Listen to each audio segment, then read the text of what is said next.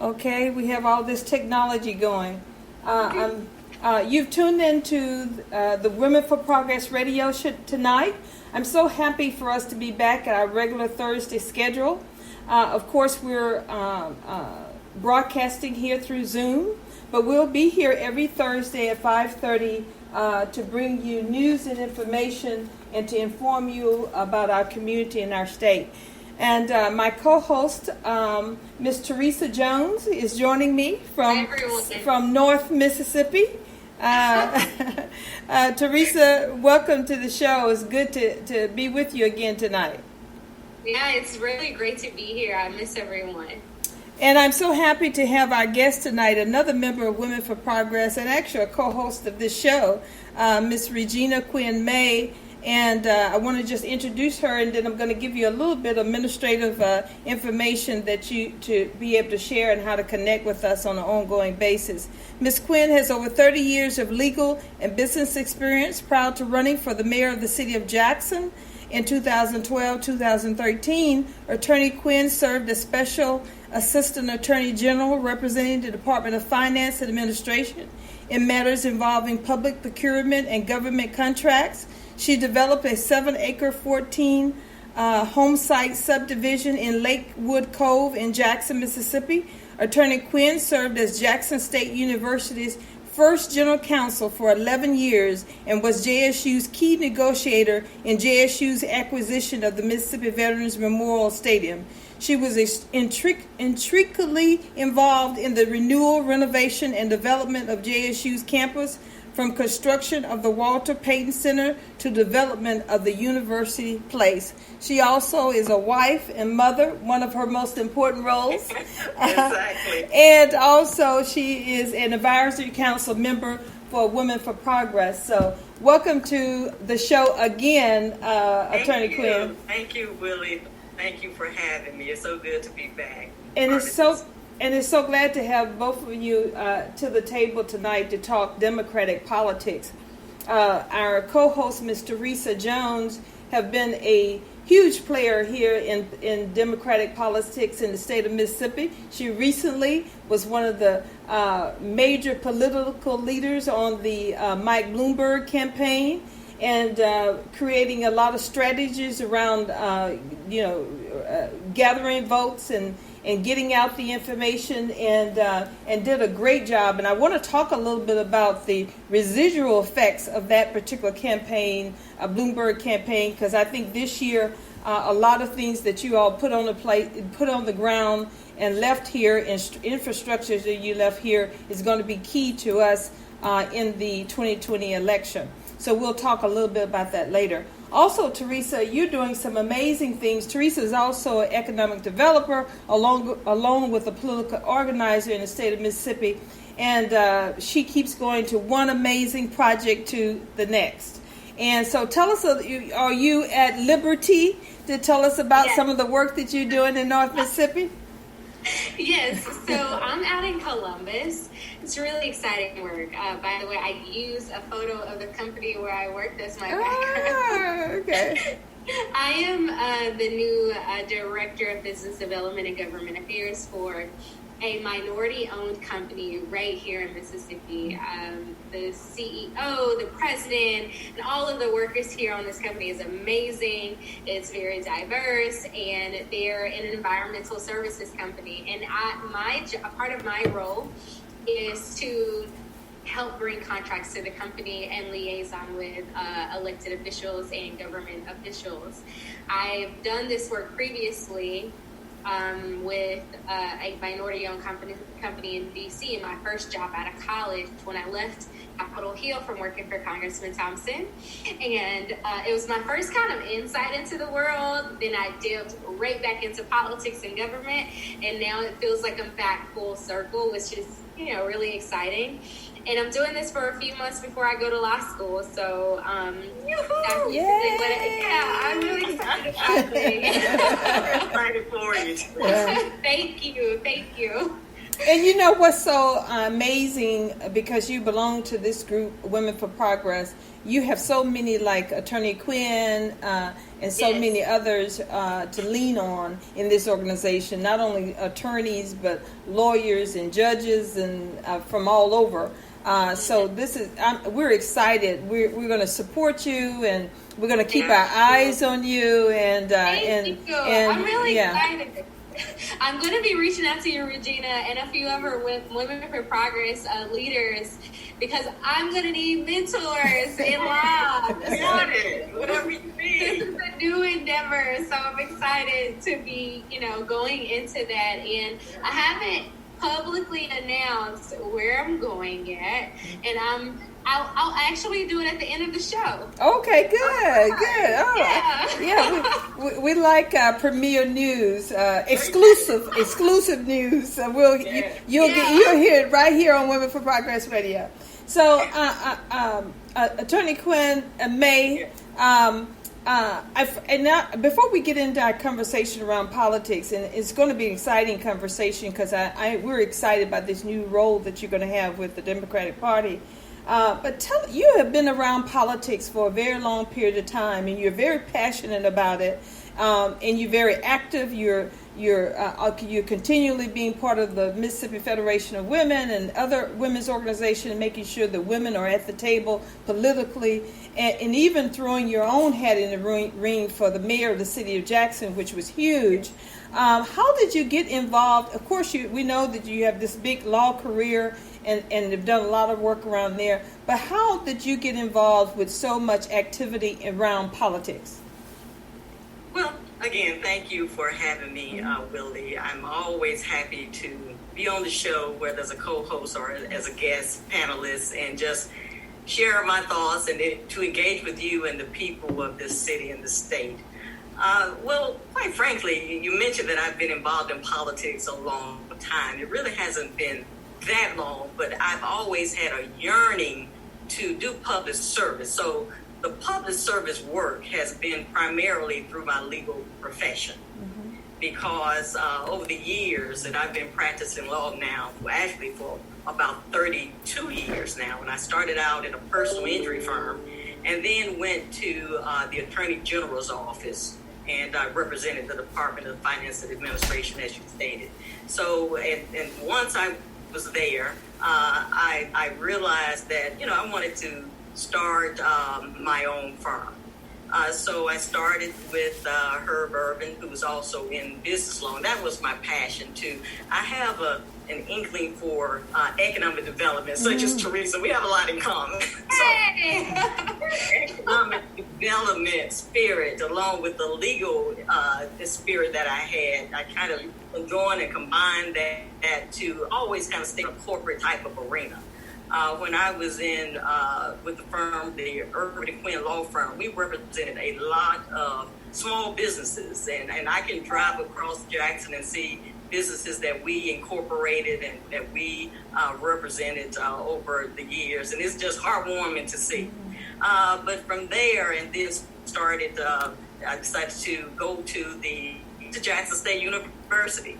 I heard Dr. Ronald Mason speak at a function, and John and I, my husband and I, we were in the process of trying to start a family, and things weren't quite working out in that arena. So I said, look, maybe I just need a little more sane kind of environment. So didn't know how insane Jackson State. It was a great job. I love working for Dr. Ronald Mason, but did that, was the first general counsel there. Did that for 11 years, and all of that was great. Now, what bring you up to my passion for deciding to throw my name in the hat? Well, someone asked me, even when I was at JSU, why don't you run for mayor? I'm like, no, I'm enjoying the job here. I don't want to run. And then when Dr. Myers came in and seemed to get rid of all the Ron Mason's people, and then the person asked me, now what's your excuse? You need to run. Yeah. So I decided, look, why not? And the thing about being a general counsel, you get to advise. And people, your clients, they can take or not take your legal advice.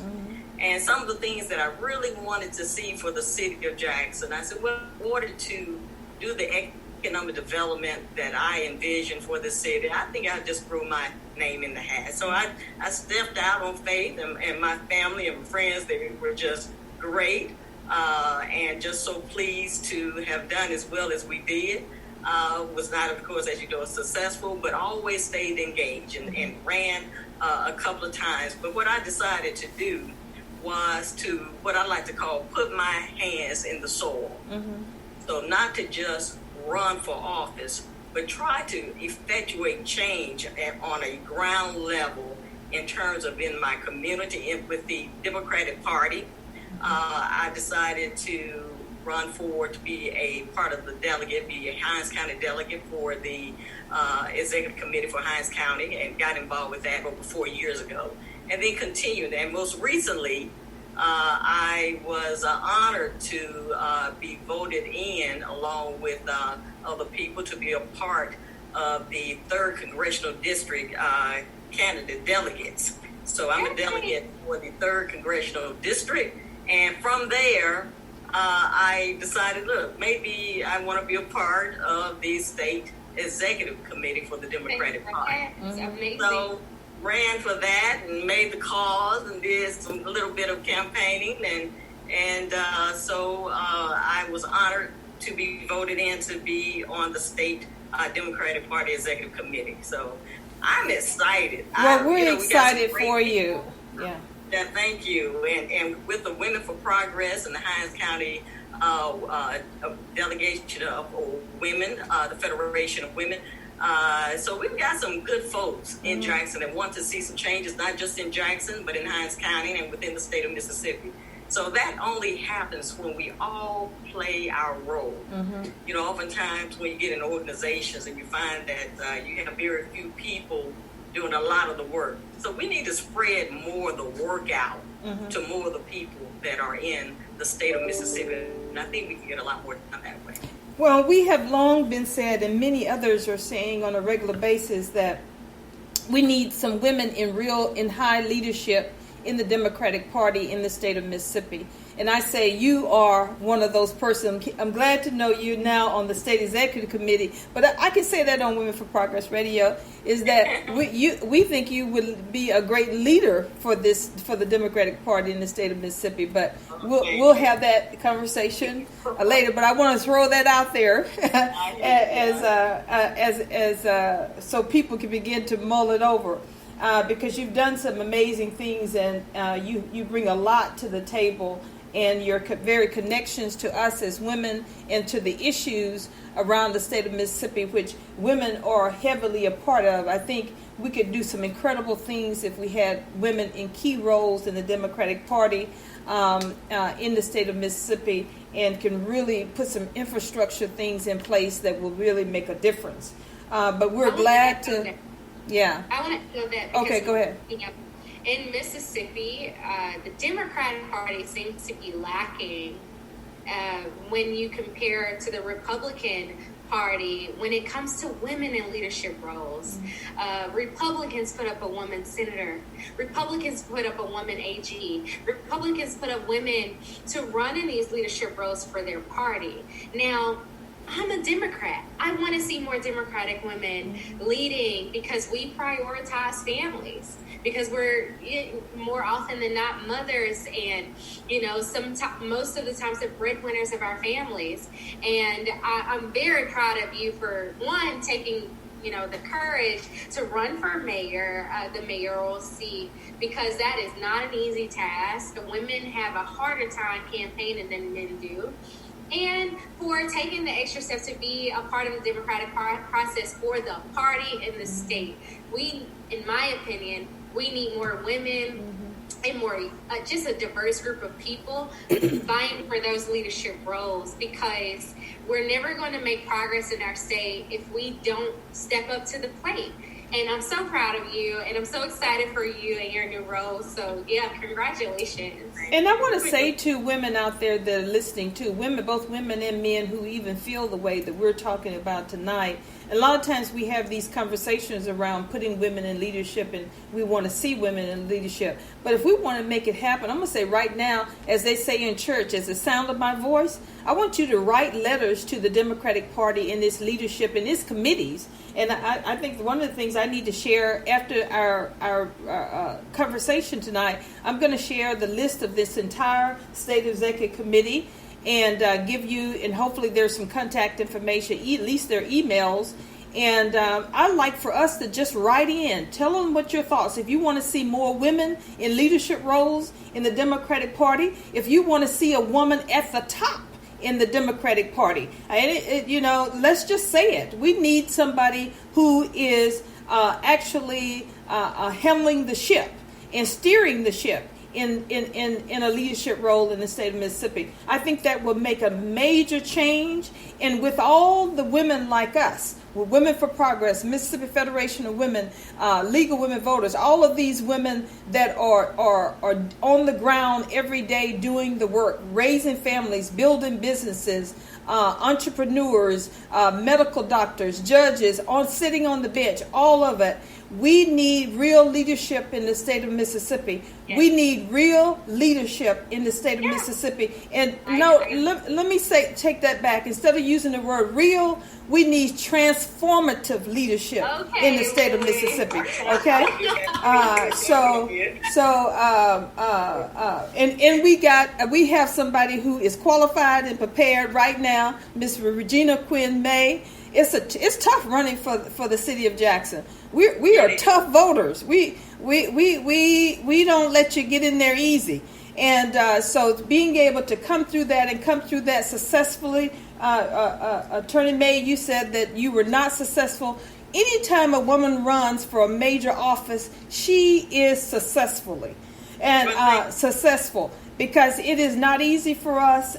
So we pat you on the back for running that successful campaign for the city of Jackson. We learned a lot. You inspired so many other women to do so. Look at the amount of women that we have on the benches in this state. Look at the women who have thrown their hats in the ring and ran for other office in the state of Mississippi. And what you did inspired them to do exactly that. So thank you so much. And thank you, Teresa, for bringing that topic up so I could vent and give my 2 cents. No, we love it. We love it. We love it. If I may really just mention one thing. Sure. One of the most heartwarming experiences that I had was when I ran some years ago, and when Chokwe, the dad, was running, and when we ran against each other, and I was at a church. And I was walking out of this church, and this little girl kept following me. It's like she was about to follow me out of the door. And I was like, sweetheart, where are you going? And I promise she couldn't have been more than 7. And she said, I just wanted to tell you, if I could vote, I would vote for you. Oh, wow. Said, wow. Yeah. Thank you for that. But I say that to say, we absolutely need to get more women involved in this electoral process, not just from going to the polls and voting, but being a part of it, being in the seat. I know that because, and I tell people, particularly in Jackson, it's a contact sport, but you can do it. You got the support of women, and it can be done. And it's a matter, of course, of fundraising, having the volunteers, all that. We all need to be involved. We need the good quality men, of course. We have that. We have many of those, but we also need the women to step up and be a part. Yeah. And look, you can do it. Yeah. You can do it if you have a vision to do it. Talk with some of your advisors, your family first and foremost, and get the support and step out and be prayerful about it and step out on faith. I would tell you. The one thing that John told me, he said, all the things you've ever done, when you ran for mayor, that's the thing that I'm most proud of. He said, it took guts and you did a great job. And that's hard work. Yeah, it is. Now, let's talk a little bit of politics. I like, I think it helps with transparency to talk about these particular roles of these committees and leadership within the Democratic Party. That way we know who to put our hands on, who to hold accountable. Now, the State Executive Committee, what is the role of that committee and what is its purpose? Well, the role is to set the tone, to help with not only just the platform for the state's Democratic Party and working with those county parties as well, those executive committees, but to help with the training, give these various executive committees the resources that they need, or at least help them with the resources that they need. We absolutely must have leadership there that's transparent, and I believe also that can raise money. That's one of the difficult things within the Democratic Party. We know what it is with the Republican Party. They have the coffers to be able to do what's necessary to do the ads, the messaging that's required to get people pushed to the polls. We already know that the most effective way to push people to the polls is door knocking. Yep. Well, in order to do that, it's great to have volunteers. Well, oftentimes we may not have the volunteers. So we may need to go ahead and have the resources that are available to go ahead and get people out to knock on doors, to get them out to the polls, because that's critical. The other thing that I think is absolutely necessary is, and what I ran on, was to change and to expand the platform from the standpoint of this. What are we dealing with within the state of Mississippi? Mm-hmm. There are three critical things for me. When we talk about the gap within healthcare, we see what's going on with COVID-19 and the disparate amount of the number of African Americans dying as a result of it because of the underlying, we already know that we have some underlying medical issues, from heart disease to high blood pressure and some other things that we know that we really need to deal with from that standpoint. So the healthcare issues are just critical. And Jackson, Mississippi is the healthcare capital state. So this is ground zero. And let me just mention something. When I was we did work for the Jackson Municipal Airport Authority, and I was on the board. Well, really this went back to when I was general counsel at Jackson State. Ronald Mason asked me to serve on the Jackson Medical Mall Foundation board. It was for the university, him as president, and Dr. Beverly Hogan from Tougaloo and the folks at the University of Mississippi Medical Center. But Ron didn't really have the time to do it, so he asked me to serve. And we did some really good work, and Primus Wheeler is there now, and they're still continuing to do that great work. But one thing that came out of it was an interest in what's called a Mississippi Healthcare Corridor. Okay, that's from I-55 going down Woodrow Wilson to I-220. And that is to create a medical hub. So you know the Jackson Medical Mall is sitting there. So you have the Veterans Hospital, you have now the Children's Hospital is going up, UMMC has, of course, the golf course, and all the way down to and past the Jackson Municipal Airport of Hawkins Field onto 220, where there are some economic incentives in place through the state to create some of those healthcare initiatives, that it would be a great opportunity for the entities that would have been involved. And there were 5. That would be Jackson State, it would be the City of Jackson, Hinds County, of course the medical mall as well. So we wanted to pull those folks together to get some businesses that relate to healthcare. So when you think of Mississippi and you think of Jackson, and I often ask people, okay, what is our strategic advantage if we just wanted to get to what I call the second prong of what I'd like to talk about, and that is economic development. Mm-hmm. So what are we strategically able to do? What's our strategic advantage? Well, healthcare is a big one. And I think that if we start to delve into how we can grow businesses to come to Jackson to deal with some of these healthcare disparities within our communities, that it would serve us well to do that. Many years ago, I used to represent Dr. Frank and for some reason I'm missing his name right now, but he died, and he was a surgeon, and he told me then, McCune, I'm sorry, but Dr. Frank McCune said, Regina, money is in health care. That's where we need to be focused, and I absolutely believe that, because you have certainly the hospital, the largest hospitals right here in the state. So what do they need? What businesses can we grow in that corridor, and to help minority business to really grow that out and start to work through that into housing and to live, work, and play, just like they have over there in the district off of I-55, that community there. How can we do that? Well, the Jackson Medical Mall Foundation put a video together. It was quite impressive. I'm going to send it to you, Willie. Okay. And you, Teresa, in terms of what that could look like. Unfortunately, we were never able to just pull it together, but I haven't given up on it. I'm going to push for the Democratic Party to kind of push out this whole issue of dealing with the healthcare disparity within the state and the economic development initiative that we can marry that with. Of course, the other thing is education. We've got to deal with that. Our firm represents 2 school districts within the state of Mississippi. And those 2 school districts, one being Tunica, that was taken over by the state. I represented them before they were taken over. Then they were taken over. I was blessed to be able to remain in that position, work with Dr. Margie Pulley, who has done a yeoman's job with that district. It was an F, and she's turned it around to a C. We're very close to a B. And also I represent Nassau County, which also was taken over by the state.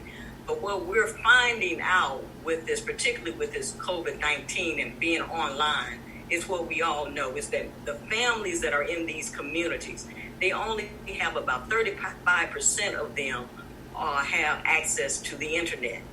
So one thing that I expressed to the folks in high positions with the Mississippi Department of Education is that that's a critical need for us to make sure that we have the laptops, we have the internet access. So I'm so pleased to see that they have asked for a survey to be completed of our families to, and I know at Tunica that survey is on the website, and probably with JPS and the various other school districts as well, to let them know what kind of access that you have to the internet and whether you have the laptops and the other hardware that you need.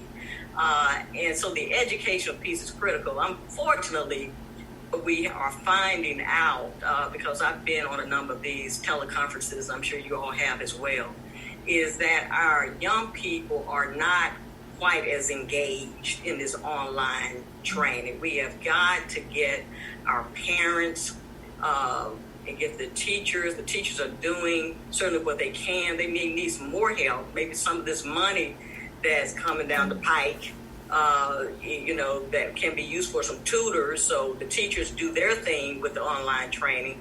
But, tutoring obviously can be done online as well. So we just got to get real creative. So I want the party to kind of expand its scope in terms of what business we're in, because these are the critical issues for our community.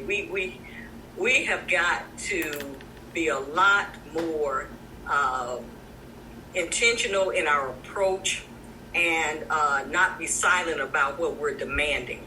If we don't do that, we're going to be in the same shape that we're in. So certainly fundraising, setting the tone for what the agenda would be, giving the support to the county committees, and making sure that whatever they need, whether it is helping to have critical information, because I would tell you, when I ran for office some years ago and I bought that van and started calling those numbers, I found that a lot of them were not operating. So the information was not as it should have been. So is it worth your investment to pay that kind of money for that list? But it's much better now, and I'm just so pleased that the information that's available now for candidates is much better.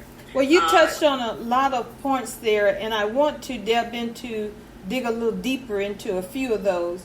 One thing I want to talk about is, of course, this messaging piece is huge. even at election time, Democratic message and what it is it has not been clear for a very long period of time. So that's definitely something that needs to be targeted. But I want to talk about, when we talk about making a change in Mississippi, we know that numero uno is we got to get folks to the polls. And how do we do that? And putting resources around that to make it happen. I have always been a proponent of a lot of the organizations who have been successful at registering voters, getting people to the polls, and even motivating folks to the polls. And I want to say, too, and that's when we're going to talk about a little of the things that the Bloomberg campaign did, is also engaging millennials to do that work. Because they are incredible about, they have the talent to create content that now most of us are on social media and those kind of things. And far as the organizations are concerned, not just Women for Progress, but so many other folks that are doing wonderful jobs and been doing it for years, engaging voters and registering voters.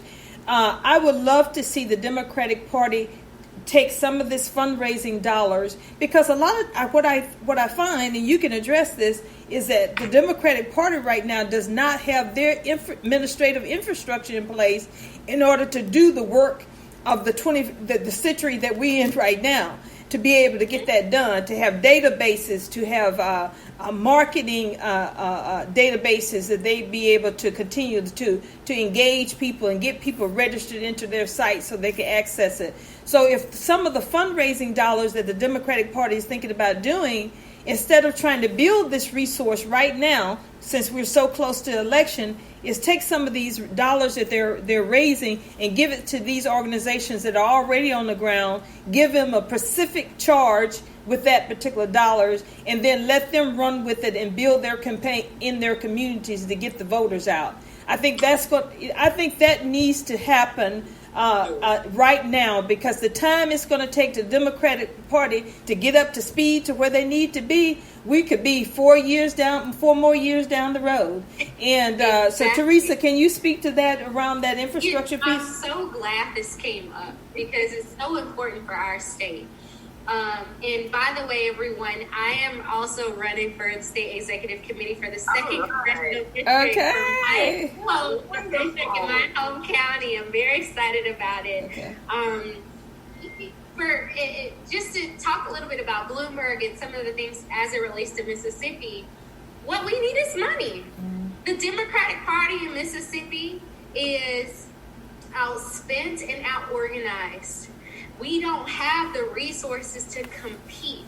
And because we don't have the resources to compete, we rely heavily on, these volunteers, people spending all this extra time, which we would still need even if we did have some of the resources that we need. But we need these resources, and we need people in leadership roles who can get them, who can fight for these funding, who have these statewide, national, international connections to raise money for Democrats in Mississippi. And secondly, as it relates to Mike Bloomberg, Mississippi saw something that was unprecedented this past presidential primary. We had a Democratic presidential candidate who invested in our state. We're a flower state. Mississippi is a flower state for Democrats. Our Democratic primary is primarily Black. It is primarily women. And because of that, National Democrats will take one poll and they'll see these numbers and then they'll go on and focus on other states. They won't invest in our infrastructure. They won't invest in the things that it takes for us to win. Mississippi is winnable. Mm-hmm. Our state is winnable. We have a Democratic candidate right now running for U.S. Senate who is the former Secretary of Agriculture. Mississippi, we don't have the resources to compete in the way that other states have the resources, other Democratic states have the resources to compete. And if we have people in the state party like Regina, like some of these other phenomenal women and men who are passionate about building our party, we can create something meaningful and we can win. We can start winning at the local level. We can start winning at the county level. We can start winning at the congressional and federal level and the state level. And it takes money. That's really what it is. Another part of it that I heard both of you speak to is millennials, my group of my generation who are disengaged. And, I think, in my personal opinion, a lot of it is this disconnect to how politics just kind of engage and ebbs and flows into every single part of your life. People don't realize the taxes you pay in your bread is due to politics. What people made on what policies people make. The taxes you pay on the milk you buy in a grocery store, the taxes you pay on your cars, like whether or not there's going to be a gas tax, whether or not there are politics, people in government and policy, when there's good government, when there's good politics, it works for everyone. And we need more people in our party, like just kind of taking the fight to the people and actually working to make a change. And I'm so proud of you, Regina, and I'm really excited about this new wave of people who had been in business and law and, community organizing or some of these other different sectors who are saying, you know what? I want to be a voice of leadership. I want to actually join the conversation and be a part of the political process. We need every single person out there to be a part of it, because it doesn't work until we all vote. And that's one of the things Michelle Obama kind of preaches. When we all vote, we can actually do some things. Mississippi in 2008 had 2 Democratic congressmen. Travis Childers in the 1st Congressional District and ranking member chairman Benny Thompson in the 2nd Congressional District. That was because we voted. That was because there was energy. There was excitement. We turned out. And if we need candidates who are going to turn out the vote, who are get people excited and energized and ready to move. And we're going to need leaders to actually get them organized effectively, right?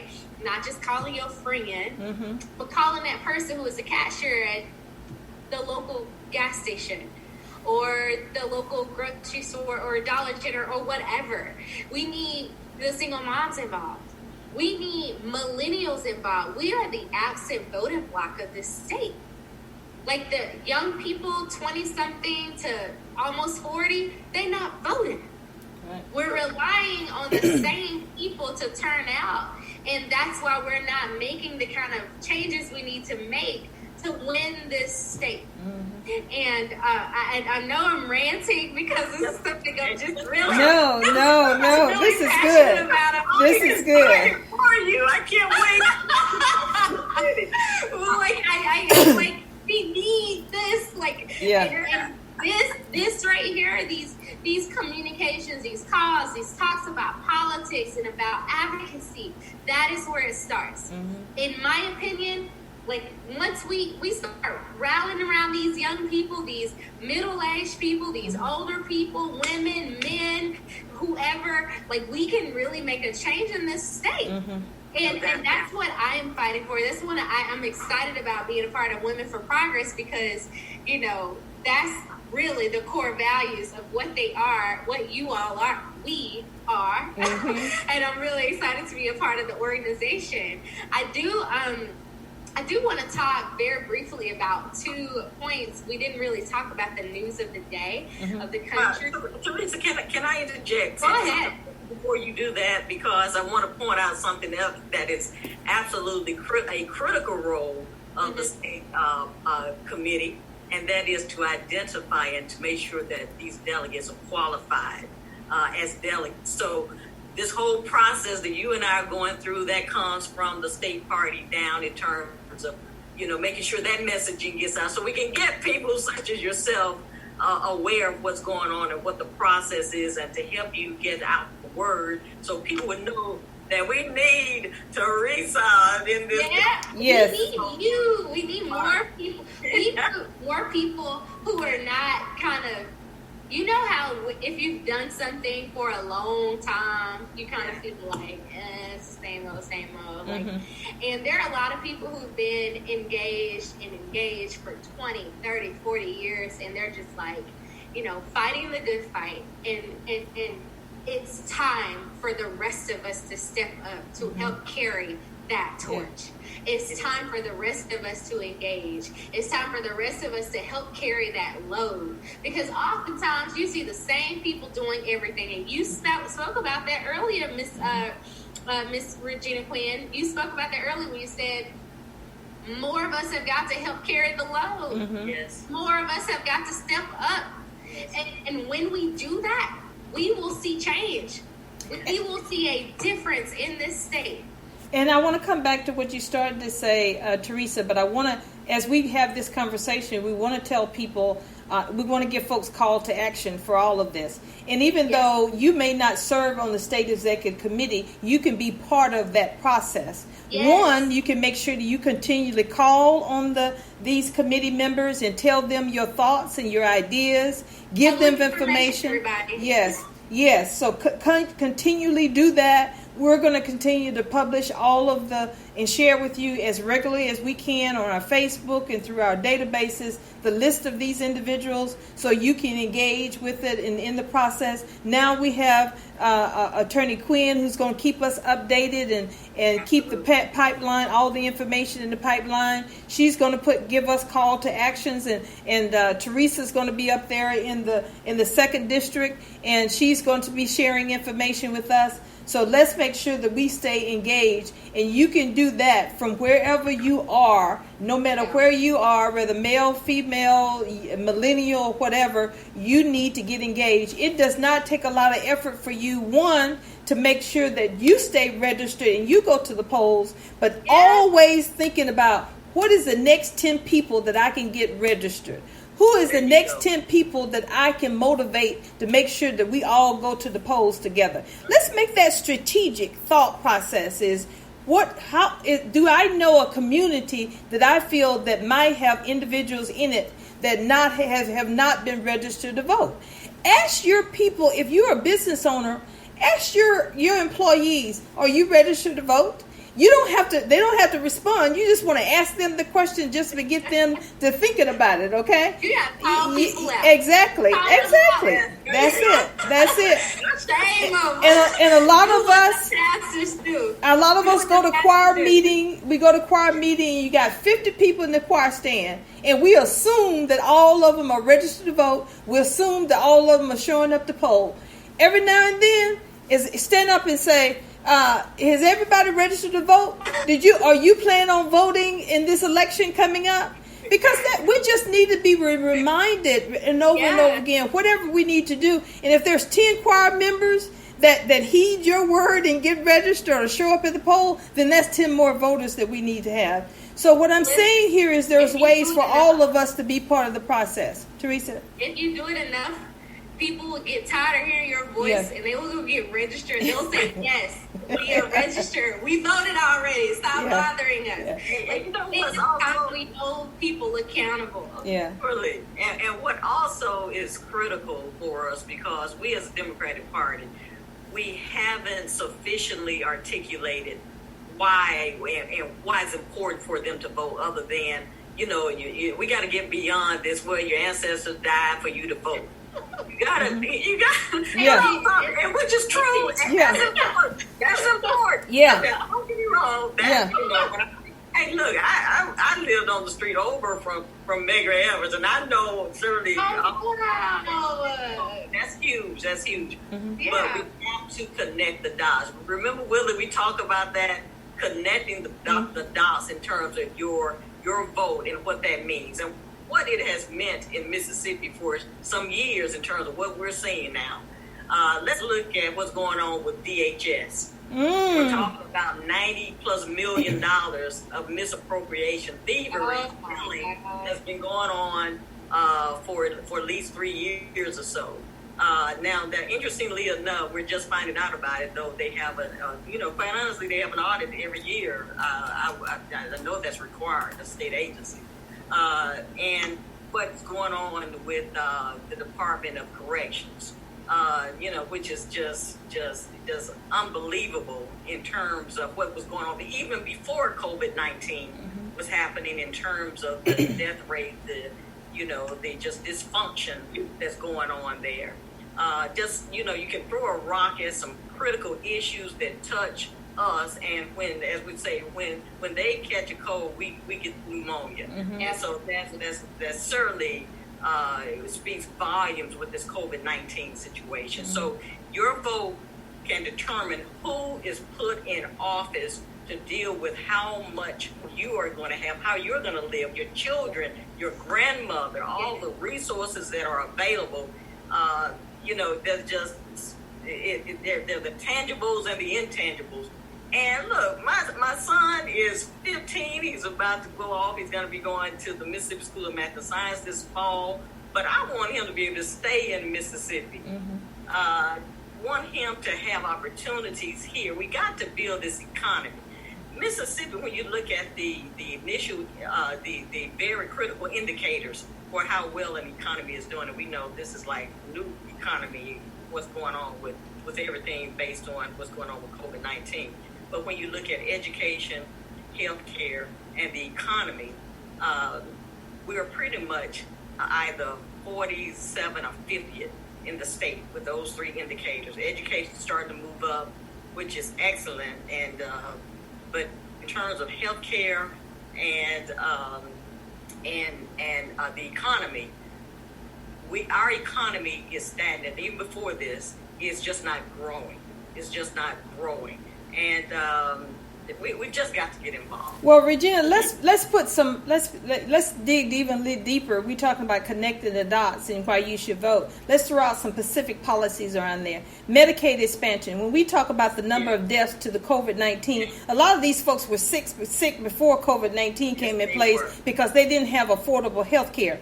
Education, when we're talking about right now, we are realizing what a deficit we have around IT. Our children don't have iPads and the computers and books that they need in the school system. Let's think about vouchers. Let's think about child care. We have families who cannot afford, the average daycare, I think, is almost $200 a week. And we're the amount of money that we need for mothers to have access to affordable child care and be able to help and support with those particular issues. Let's look economically. We need workforce training in this state of Mississippi, and not jobs just the traditional jobs that are out there. We need these training dollars for the new IT, to put people in IT and put women in non-traditional roles. If they want to be electrical contractors, construction, plumbers, or whatever they want to do, we need workforce training that is strategically given to organizations that's going to empower our people in the way to make them ready for the future. So I could go on and on about how policy and how that connects to you and what you need to, why you need to get up and vote. Yes, our ancestors did what they did, and they did it gallantly.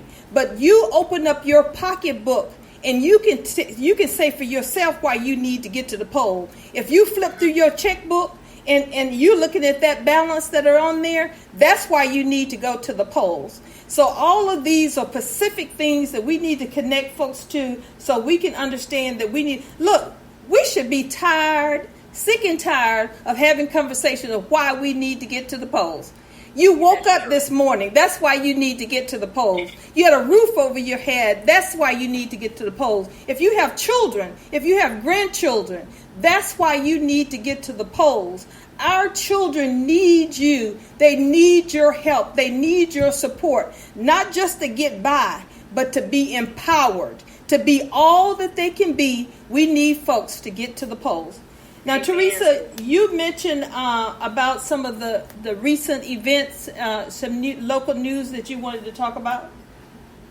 So right now, there's so much going on in the state and outside of the state. On the national level, we have the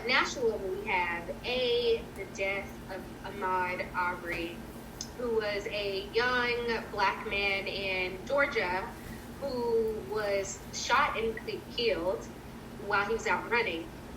Now, he was found, he was out, there's a footage released recently. This murder happened in February, which is a whole nother conversation about how, people, these kinds of issues that are impacting black folks and people across this country don't ever hit the news until someone of prominence actually decides to say, hey, this thing happened 2 months ago. But he was out for a run. He is known as a jogger. He was a football player in high school and in a college. And he was staying with his mom at 24, 25. And two white gentlemen, a former officer and his son, cornered him with guns. He was running unarmed. They cornered him with guns. He started wrestling with them with the gun to get it away from them. And in the video, you can see them attack him, then murder him. And these two people, not been charged, not spent a day in jail, and the case has been deferred twice from two prosecutors. They don't want to deal with the case because this guy who killed Ahmaud was a prominent officer of the law for 30-something years, and he's retired. So they deferred the first case, and it's finally going to a grand jury, I think, next month. I think it speaks to just kind of this constant issue of people taking the law in their own hands, and Black lives, like out for a run, out for a walk, driving your car, doing whatever. This is something that's come up in the past few days, and it's actually traumatized me because I watched the video, and it was very heartbreaking when to actually see what happened. Like, you know, I read the paper prior to the video coming out. I had read the local paper. They immediately did this classic demonizing of him. Like, he's 25, so he hadn't been in high school for probably 6 to 7 years. And there's an article about when he was in high school, he got in trouble for something, right? Like, you know, and this guy was a decorated 30-year officer. He had reason to pursue him and detain him. And now when you see this video footage, it's very clear that he was targeted, he was hunted, and he was murdered. And I think for me, it was very impactful because I had a cousin to be murdered 4 or 5 years ago in Jackson, Mississippi, by someone. And I am always very just kind of really sensitive to lives who are taken prior to just taken very young by people who don't see justice. And I wanted to talk about it just very quickly because I want all of our viewers, our listeners out there to, if you have a chance, go check out, you know, Justice for Ahmaud Arbery, runwithahmaud.org, where there's a call to action, there's ways you can get involved and hear his story, the story from his family, and help them get justice. The second really big thing that's happened, just, you know, trauma after trauma. Mike Flynn, right? Everybody knows who this guy is. He pled guilty twice to lying to federal investigators, which is a crime. The Justice Department dismissed his case, just kind of tossed it out. He pled guilty. And they're saying, no, you're not guilty. and he's getting away. He's getting away with what he's done. And I just kind of seeing in my opinion, this breakdown of the criminal justice system is just kind of makes me more eager to get to law school. Mm-hmm. I think if we are going to have faith in our country and our country's justice system, there has to be a clear path of right and wrong. It is wrong to murder someone. It is wrong to lie to federal investigators, to betray your country, to take matters into your own hands and take a life. Like, these things are wrong, and these people have to see justice. And these are really two big news that's happened in the past few days nationally. Now, statewide, there is the stimulus package ordeal. Regina Quinn probably knows a great deal about it. The state of Mississippi was appropriated $1.25 billion from the federal government. The federal government issued, I think, $150 billion to all 50 states and to our territories and to D.C. and to Native American territories based on population. So the minimum amount was 1.25. Mississippi has 2.9 million people. That's what 1% of this country's population. So we got the minimum amount of funds, and it went to the governor. Now, the state legislature is now was fighting with the governor, saying, you know, this has to go through an appropriations process. So you have the lieutenant governor, the speaker of the House versus the governor of the state, kind of battling for these funds. And it's been kind of this onslaught of just kind of back and forth. The Legislative Black Caucus has been fighting, putting out statements on things that they believe it should be, the funding should be used for. I believe they voted unanimously to put the funds in the state legislature so that Governor Reed would not have full authority over it. And today, I believe they came to a deal. Is that right, Ms.? I have been involved with some schoolwork, so. Well, they came to a deal. And I believe they're going to let the governor have a majority of the funds, but it's still going to kind of go through this appropriation process, something like that. Mm-hmm. So that can't be. I have to check that out. I don't know if you find it a credible news source, but I read Y'all Politics, so I read it, and it was. You know, they came to a deal. The governor and the lieutenant governor came to a deal about how to appropriate this money, and the governor will get to maintain, I believe, a portion of his funds. But let's go one step further, Teresa, and address that issue on why this is important, why voters need to understand of why this fight is going on, and why not give all of the control of these dollars to the governor or this one entity. It is so important for us to understand. If you look back over the monies that have, even when we talked, Attorney Quinn has already talked about the millions of dollars that were misappropriated in DHS. And there was some high leadership who knew that stuff was going on. So when you put all of these dollars in the control of hands that is not considering all of Mississippians, we have to be concerned about it. And I'm sure that's why you brought up this topic, Teresa. Yeah, so like, Black Mississippians are disproportionately impacted by COVID-19. Because of this pandemic, the federal government made an unprecedented decision to issue trillions of dollars and just free money for the states, for businesses, for people to get the economy started. And everyone's not suffering. Black people are disproportionately getting infected and dying.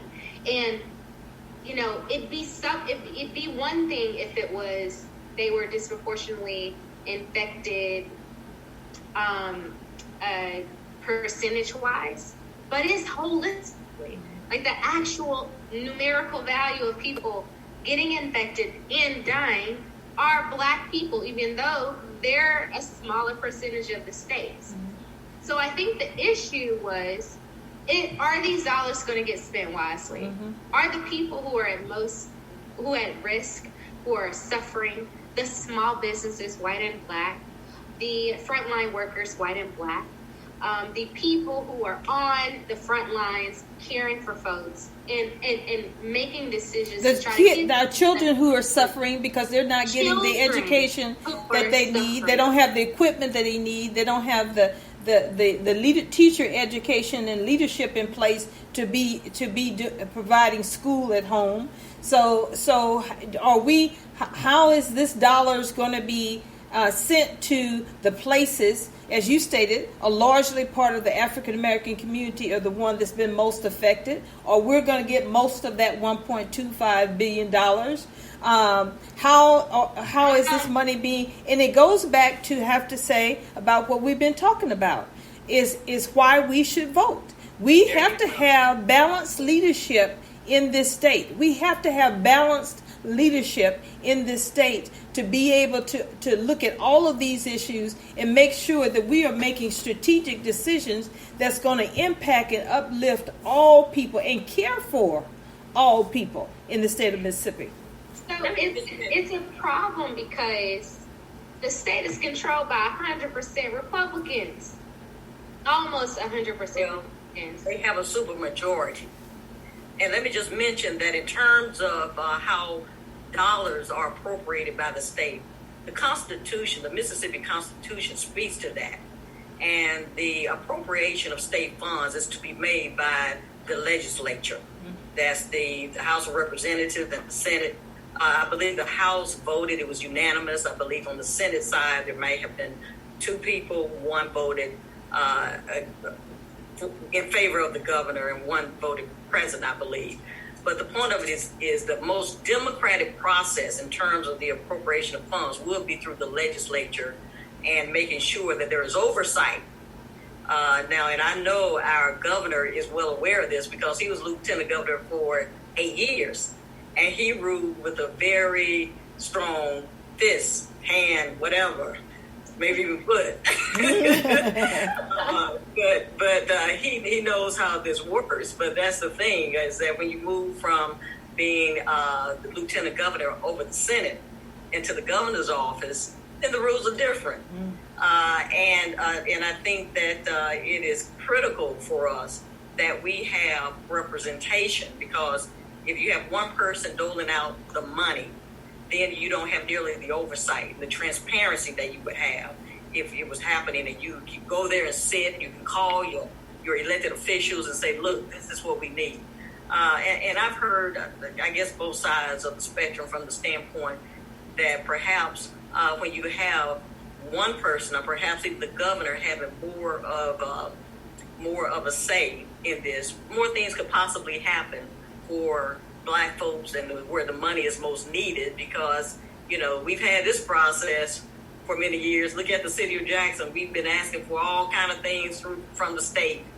Every agenda item, I think that we requested during the last session, and the one that had to be suspended just now. I don't believe we got any of the requests that we submitted. None of the legislative agenda items were approved. So that is true too, and we've got to do a better relationship. And I know that the mayor and his folks are trying to do that, but we've got to have those relationships, somebody to bridge that gap to get more of the things that the capital city needs in that regard. But in terms of the better course for us, I think absolutely needs to be the legislature to have the transparency and to appropriate those funds consistent with what the Constitution says. However, we have got to sound the alarm and let the legislature know that the fairness in this process is not to do what's always been done, because we are dying. You know, you have got to appropriate the funds where they are most needed. So it's just time for us to raise a little bit more hell about this, and get them to do what needs to be done. They say they want to do what's right for the citizenry. Well, we need your help, so give it to us. And don't forget, voters, you know, we are caught up into this COVID-19. We're eating, sleeping COVID-19, but life is still going on. We need voters to be engaged in this process, and we want to continue to keep you abreast of all of this information. But you yourself also need to make sure that you engage in all of this information and not just listening to what's happening, but email, call your legislators, both Democratic and Republican, about these particular issues. Now, Regina, we talked a lot about the State Executive Committee, but we didn't get into when will this committee meet for this first time to begin the discussions on platform, training, raising money, messaging. When would be the first powwow for you all to get organized and begin the dialogue? Sure. Well, as you know, currently there is a State Executive Committee in place now, and that State Executive Committee is in place to deal with the essential and critical work leading into this election in November.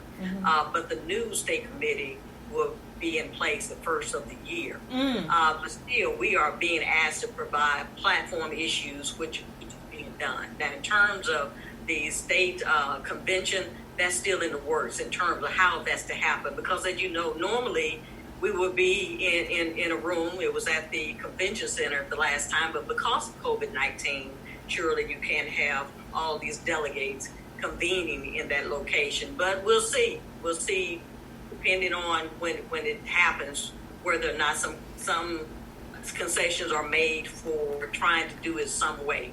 But we're still waiting to hear at the end of the day what the DNC, the Democratic National Committee, is doing in terms of our being able to have a state convention where folks can convene physically rather than online.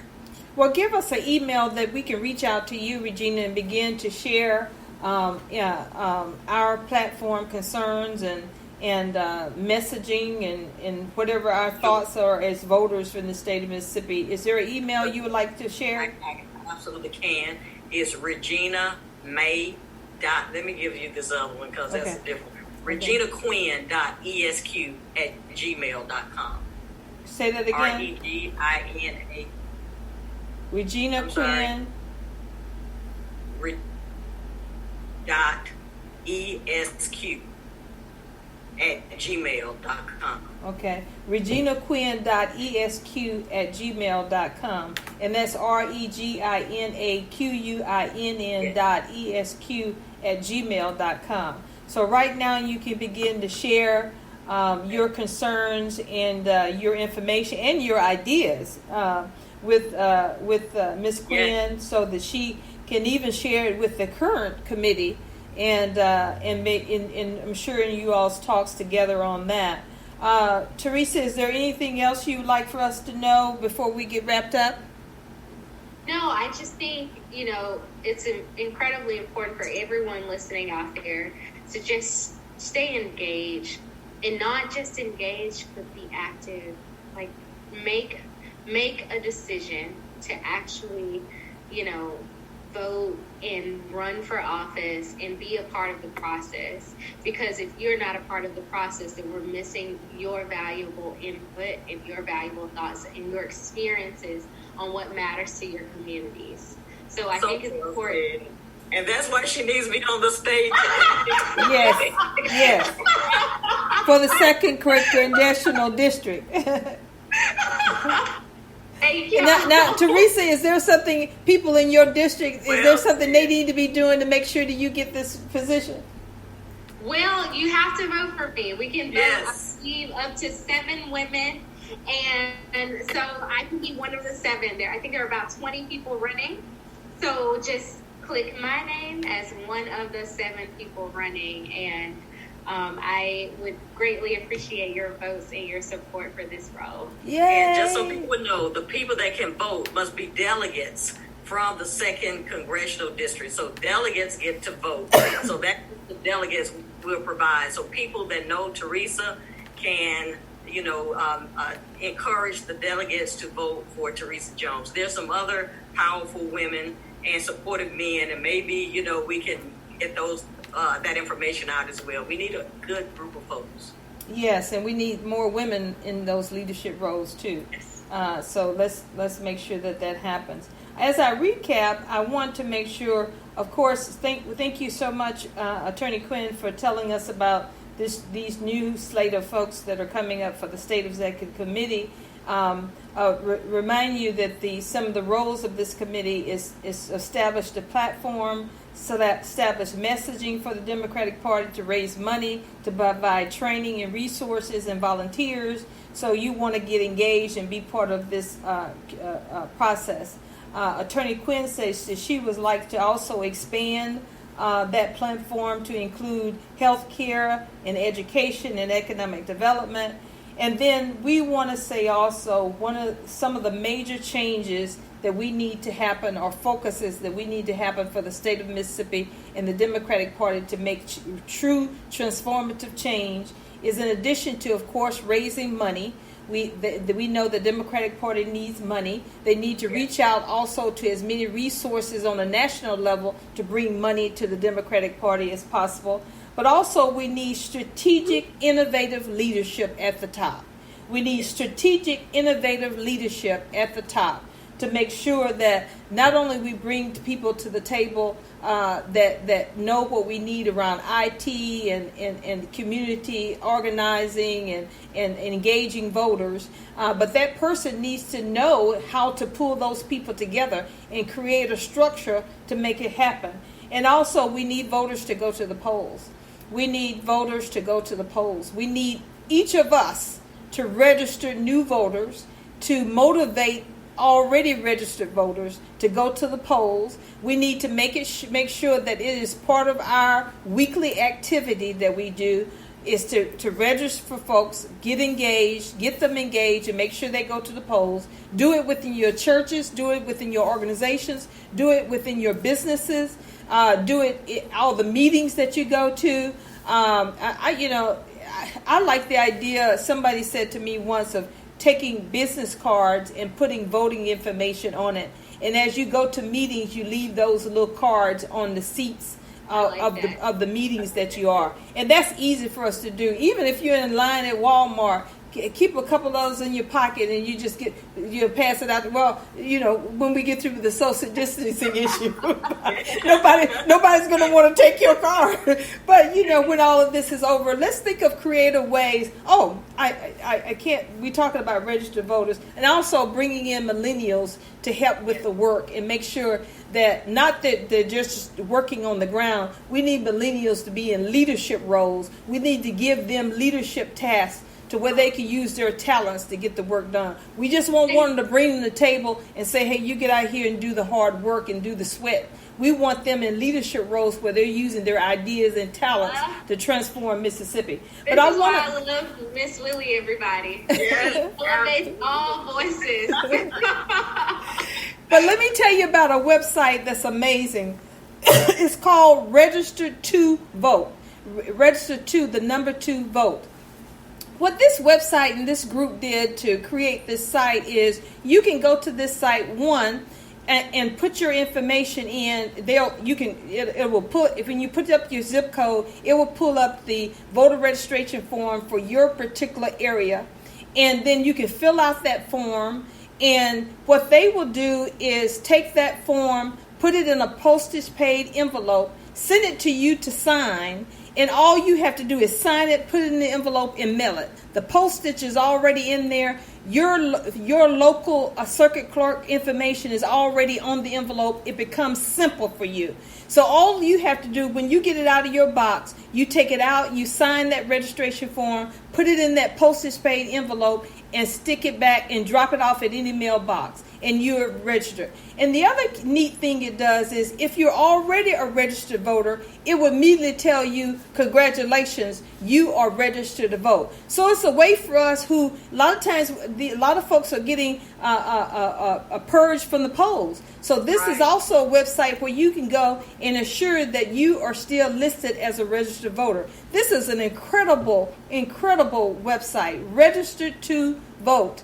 And the number 2 vote. Go to it, share that information with your friends. It is an exciting tool, and there's some other neat tools of some organizations that are doing some things nationally. We'll continue to share those too. But that's a great tool. If you know a person or a group of persons who want to get registered and get registered pretty quick. Because I think a lot of times, even though this shouldn't be that way. A lot of times when people are not doing the registered vote because they feel like, I got to fill out this form, I got to take it down there to the clerk's office and get this done, or I got to go out and get a postage stamp and I got to mail it. Even if you print it off the website, you say, I got to sign it, I got to go get a postage stamp, and I got to get it mailed because a lot of us are using emails.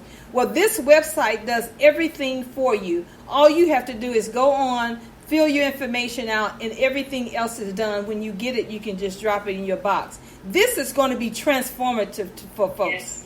This is going to be transformative for registered folks in all over. So share that information, register to vote with the other people that are out there so they can share this information. Gosh, we need a part 2 to this conversation. Attorney Quinn. Before we sign off, can you please encourage people to go ahead and fill out your census information? So just don't wait. Don't get that done, please. Thank you so much for reminding us about that. You want to fill out that census. Look, I was on my couch with my phone, and in a couple of minutes, laying on my pillow on the couch, I completed the census. It took minutes on my phone. I didn't have to bring out the laptop, It is easy for us to do. So make sure that you have not only that you fill out the census, but make sure that everybody in your church, everybody you know, everybody on your street register to vote.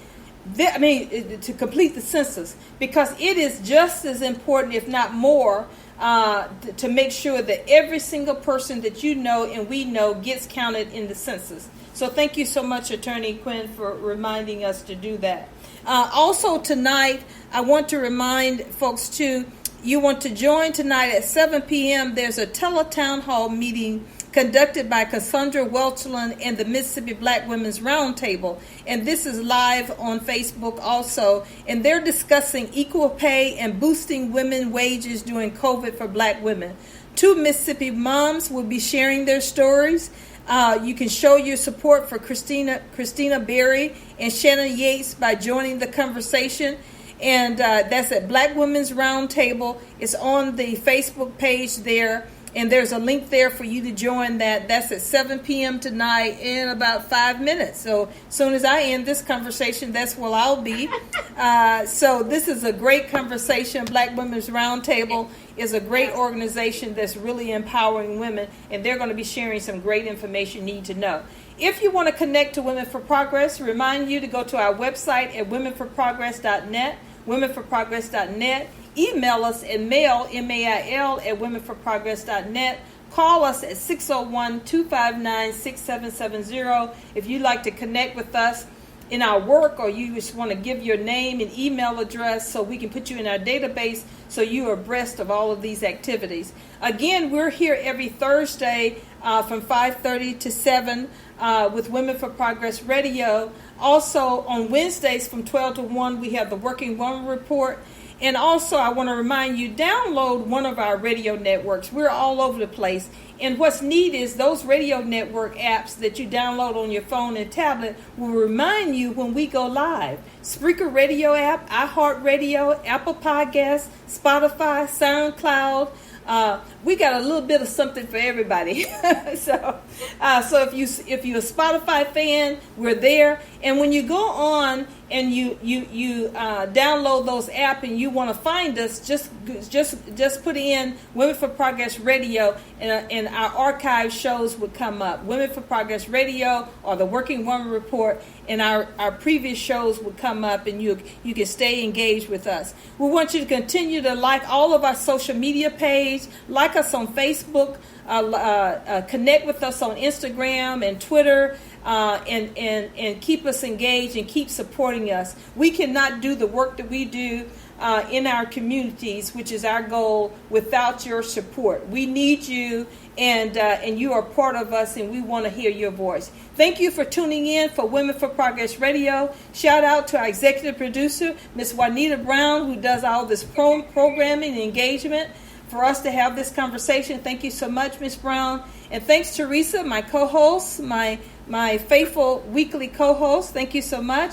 Regina Quinn, thank you so much. Our advisory council member for Women for Progress, and also a co-host for this particular program, and part of the new Democratic State Executive Committee for the state of Mississippi. Okay. Thank you so much, Regina, for all the work that you do, for your passion, for your commitment to excellence, and how very, very hard did you work for our city and our state. We appreciate you so much. All right, this is the end of the show. Thank you for tuning in to Women for Progress Radio. Bye. Bye.